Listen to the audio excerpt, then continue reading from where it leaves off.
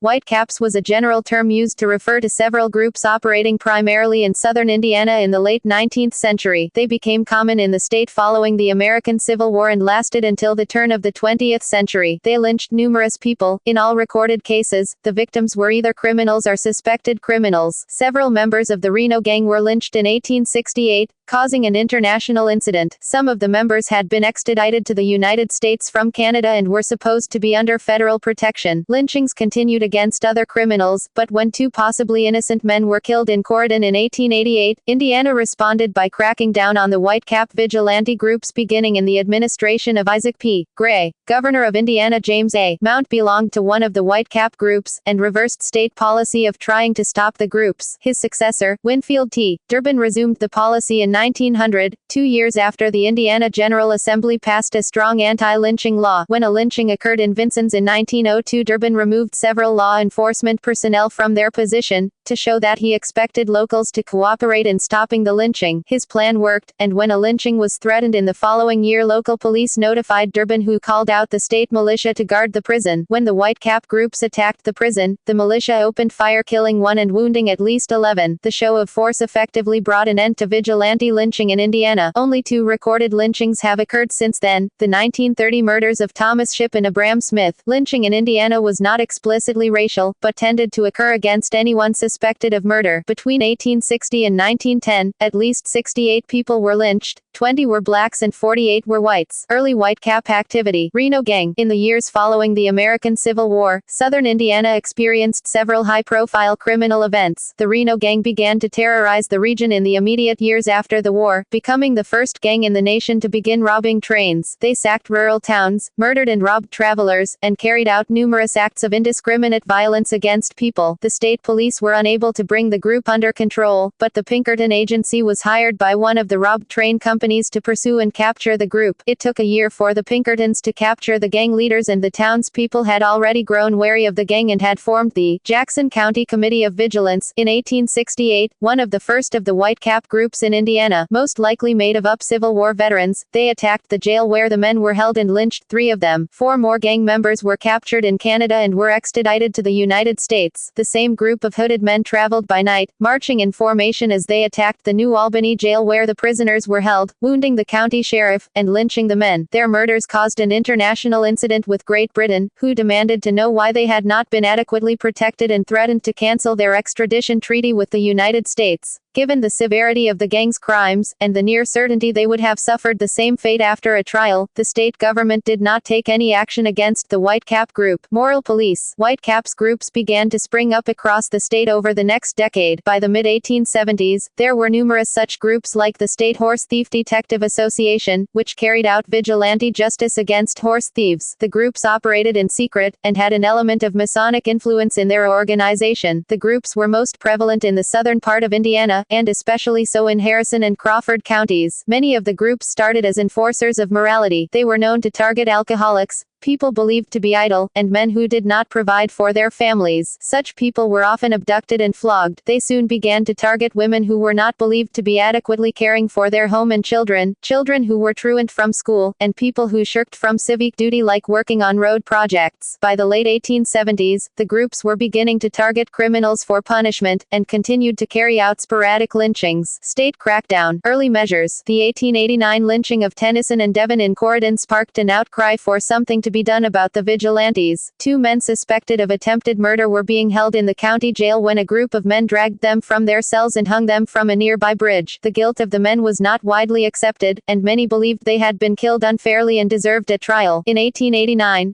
Governor of Indiana Isaac P. Gray was the first to begin attempting to put an end to the Whitecaps' activities. He did so primarily by offering increased police support to local officials in southern Indiana. The measure proved ineffective though, because many of the local sheriffs were themselves members of the organizations and turned a blind eye to the activity. Governor Alvin Hovey, an American Civil War general who had campaigned in part on the Whitecap problem, was the next governor to combat them. He continued his predecessor's attempt to have local law enforcement play a role in stopping the Whitecaps, but ratcheted up the rhetoric by making threats to remove local law enforcement from office and declare martial law in towns where lynchings occurred. His threats were somewhat successful, and only 2 lynchings occurred during his term. Governor Claude Matthews took another step in dealing with the groups, primarily by attempting to identify and prosecute leaders of the groups. His attempts were mostly unsuccessful in capturing anyone of merit, but did add another level of suppression to the groups. When James A. Mount came to office, though, he stopped most of the anti-white cap policies. He himself had been a member of one such organization. During his term, the groups became increasingly active, leading to numerous incidents of vigilante justice and a rise in lynchings. The Indiana General Assembly attempted to force the governor to action by passing a law in 1898 that required local sheriffs to petition the governor for support in the event of a threatened lynching. They also authorized the governor to call out the militia to protect prisoners, and granted him the power to remove local officials from office if they did not notify him of a threatened act of violence. Despite the law, Mount took no action against the groups during his term. Confrontation. Winfield T. Durbin succeeded Mount in 1900 and began a vigorous campaign to put an end to the white caps. In 1902, he invoked new anti-lynching the law after a lynching in Vincennes. He removed from office numerous law enforcement officials and put the militia on patrol, and launched a host of investigations into local government. In 1903, a police officer was murdered in Evansville. The sheriff, fearing the same fate as the sheriff in nearby Vincennes, sent word to the governor requesting assistance in protecting the suspect in custody. Durbin quickly dispatched a company of militia to protect the jailhouse from any potential danger. A mob of hooded whitecaps soon surrounded the jailhouse and the militia and began taunting them. After several hours, the crowd began to become increasingly hostile, demanding that the militia let them pass to get at the suspect. Someone in the crowd fired a shot at the soldiers, who responded by opening fire on the crowd. The crowd quickly fled away and the militia wounded 11 and killed 1. The show of force began the end of the whitecaps' activity in the state. Aftermath. No more lynchings would occur in Indiana for